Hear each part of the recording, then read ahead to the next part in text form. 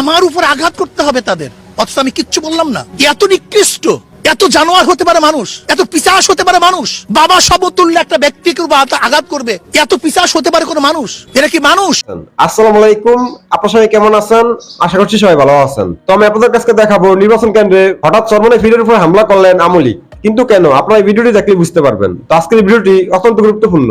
তো আমি আশা করবো যে আপনারা সম্পূর্ণ ভিডিওটি দেখবেন, আর সম্পূর্ণ ভিডিওটি দেখলেই বিস্তারিত জানতে পারবেন।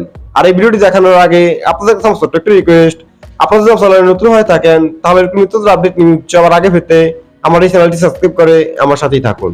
আর এখন চলুন আমরা দেখে আসি মুফতি ফয়জুল করিম হুজুরের উপর আওয়ামী লীগ কেন হামলা করেছেন সেই ভিডিওটি। রাস্তা আমি যেহেতু রক্ত ঝরিয়েছি, এই আওয়ামী লীগের পতন ঘটাবার আগ পর্যন্ত আমি ইনশাল্লাহ রাস্তা আর ছাড়বো না। জালেম সরকার এবং জালেম বাহিনী প্রতিহত করবো। আমাকে যেহেতু হাত দিছে, কথা বুঝছেন, রক্তাক্ত করছে, এই যে দেখেন অবস্থা করছি কি আমাকে। আমি কি করছি? আমি একজন ওদের চেয়ে মুরব্বী, আমার দাড়ি পাকা, আমি একজন আলেম মানুষ।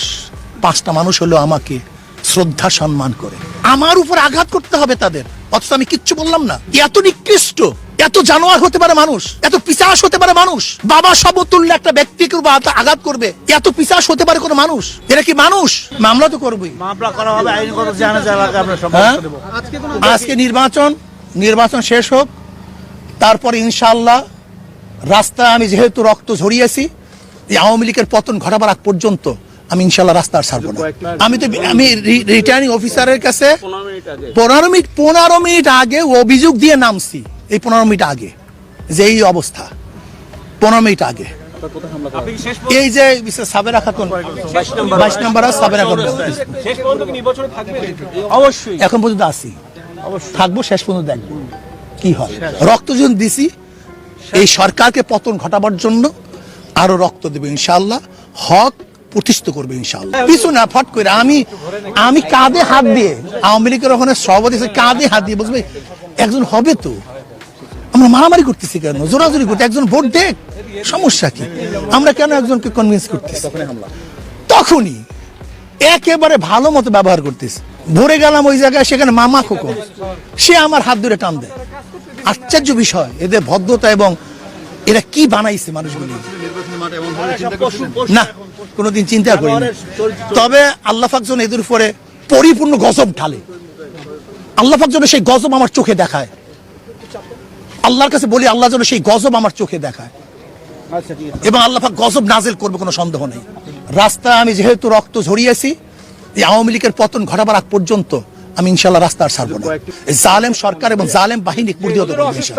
আমাকে যেহেতু হাত দিছে, কথা বুঝছেন, রক্তাক্ত করছে, এই যে দেখেন অবস্থা করছি কি আমাকে। আমি কি করছি? আমি একজন ওদের চেয়ে মুরব্বী, আমার দাড়ি পাকা, আমি একজন আলেম মানুষ। 5টা মানুষ হলো আমাকে শ্রদ্ধা সম্মান করে, আমার উপর আঘাত করতে হবে তাদের, অথচ আমি কিচ্ছু বললাম না। এত নিকৃষ্ট, এত জানোয়ার হতে পারে মানুষ, এত পিশাচ হতে পারে মানুষ। বাবা সমতুল্য একটা ব্যক্তিকে আঘাত করবে, এত পিশাচ হতে পারে কোন মানুষ? এরা কি মানুষ? মামলা তো করবই, মামলা করা হবে, আইনগত জানা যাবে। আজকে নির্বাচন শেষ হোক, তারপরে ইনশাআল্লাহ রাস্তা আমি যেহেতু রক্ত ঝরিয়েছি, এই আওয়ামী লীগের পতন ঘটাবার আগ পর্যন্ত আমি ইনশাল্লাহ রাস্তা আর ছাড়বো না। আমি রিটার্নিং অফিসারের কাছে 15 মিনিট আগে অভিযোগ দিয়ে নামছি। এই 15 মিনিট আগে যে এই অবস্থা, 15 মিনিট আগে এই যে সাবেরা খাতুন 22 নম্বর সাবেরা খাতুন, অবশ্যই এখন পর্যন্ত আসি, থাকবো, শেষ পর্যন্ত দেখবো কি হয়। রক্ত যখন দিছি এই সরকারকে পতন ঘটাবার জন্য, আরো রক্ত দেবে ইনশাআল্লাহ, হক প্রতিষ্ঠিত করবে ইনশাআল্লাহ। কিছু না, ফট করে আমি কাঁধে হাত দিয়ে, আওয়ামী লীগের ওখানে সভাপতি কাঁধে হাত দিয়ে বুঝবে একজন হবে তো। আমরা মারামারি করতেছি কেন, জোরাজোরি করতে? একজন ভোট দেখ, সমস্যা কি? আমরা কেন একজনকে কনভিন্স করতেছি? তখনই একেবারে ভালো মতো ব্যবহার করতেছি। ভরে গেলাম ওই জায়গায়, সেখানে মামা খোকন, সে আমার হাত ধরে টান দেয়।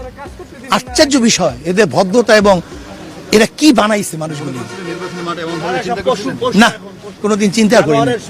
তবে আল্লাহ পাক যেন এদের উপরে পরিপূর্ণ গজব ঢালে, আল্লাহ পাক যেন সেই গজব আমার চোখে দেখায়।